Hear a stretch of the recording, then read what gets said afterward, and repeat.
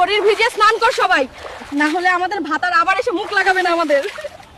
ওরে সালা, মালাই মালাই, পুরো মাখন ফিগার। উফ, শাড়ি নিয়ে পালাই এদের, তাহলে সবকিছু দেখতে পাবো। কোথায় গেল রে আমাদের শাড়ি? কে নিয়ে পালালো বল? আমরা কি খোলা বুক নিয়ে ঘুরে বেড়াবো নাকি বল?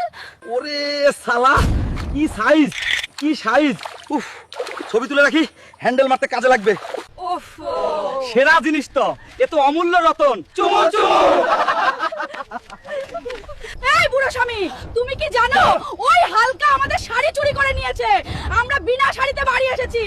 এই গ্রামবাসীরা আমাদের দুধের উপর খুব লোভ দিয়েছে। তুই কিছু কর বুড়ো, কর কিছু। ওরে লজ্জা রে।